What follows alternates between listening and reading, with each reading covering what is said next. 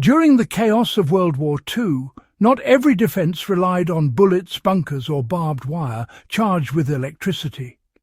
Some of the most effective barriers were entirely mechanical. Ingenious designs that didn't need power, sensors or even constant guard duty to protect sensitive locations.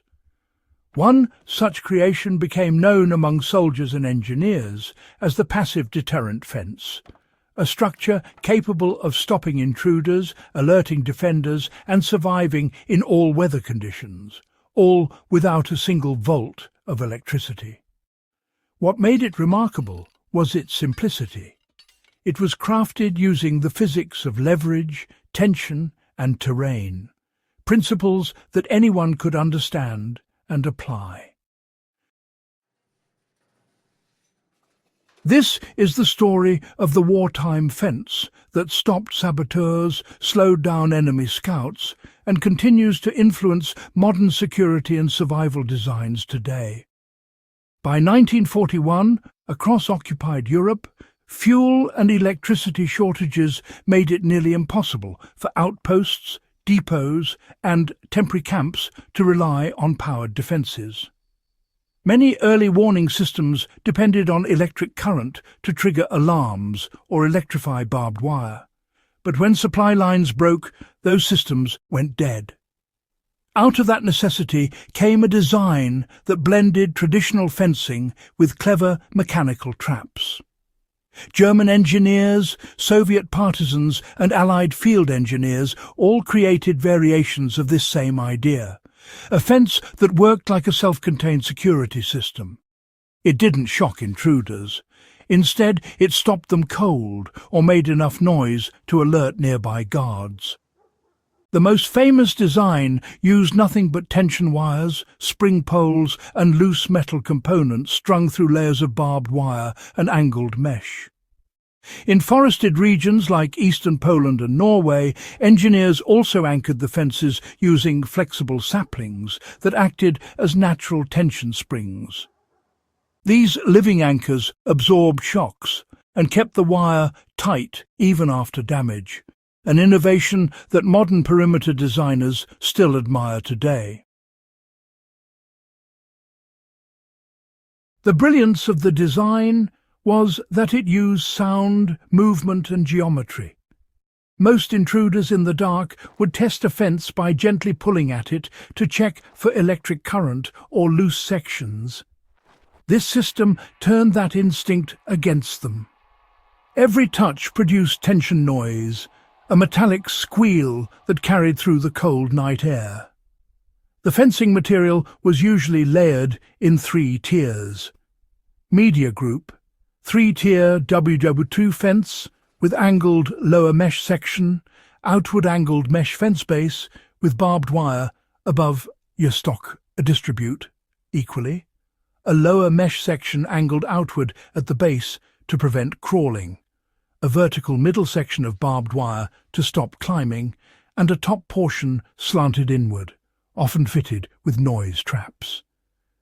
These traps were nothing more than metal cans, shells or rings threaded onto loose wire sections, but they created an unmistakable rattle when moved.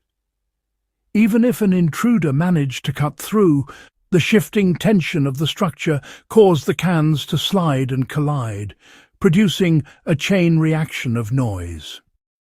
Modern tactical units studying historical defences note that this principle, using passive sound alarms, is still used in low-tech perimeter setups today. Special forces in remote or power-limited areas sometimes replicate this system using tin cans, fishing line and natural materials to detect intruders silently and without electronics. This design became the backbone of temporary fortifications during the war. In North Africa, where batteries and electrical gear failed in the desert heat, British engineers adapted the system for airfield and fuel depot protection.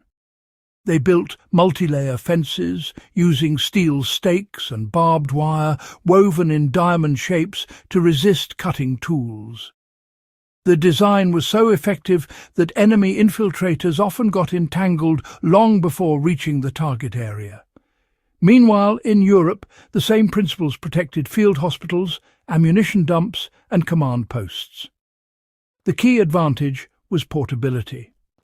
A small team of engineers could erect 200 meters of fencing in under 2 hours, using only hand tools and salvaged metal.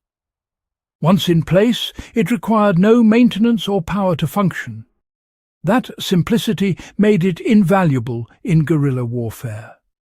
Even resistance fighters used the design in reverse, to protect hidden camps in the woods. They would string fishing line and wire around their perimeter in subtle grids, adding bits of broken glass or small stones that made noise when disturbed. To the untrained eye, the area looked natural, but anyone approaching triggered an unmistakable warning. The genius of this wartime fence isn't limited to history books. The same logic applies perfectly to off-grid living, homestead defense, or wilderness survival. You don't need electricity to create a reliable early warning barrier. You just need tension, sound, and a bit of creativity.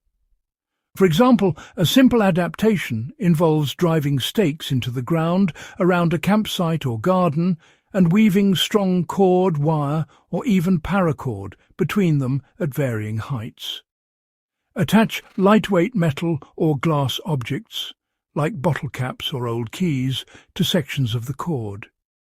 If anyone or anything brushes against the line, the resulting vibration produces a sharp, metallic sound.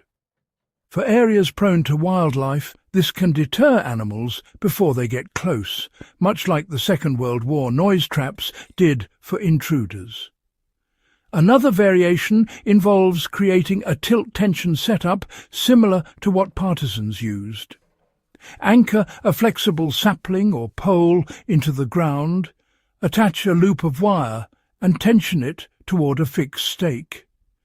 If the line is disturbed, the pole snaps upright, creating motion or noise that alerts you instantly. It's a mechanical alarm that never needs charging, works in all weather, and can be rebuilt from scrap. What made this fence design legendary wasn't its appearance, it was its dependability. It embodied the principle that technology fails, but physics doesn't.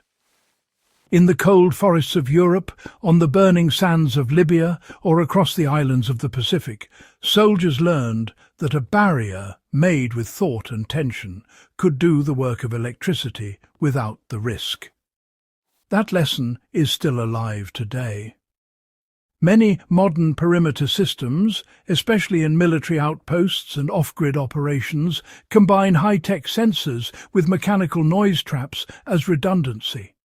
Because when the lights go out, the world goes back to the same laws of balance, sound, and leverage that engineers discovered 8 decades ago.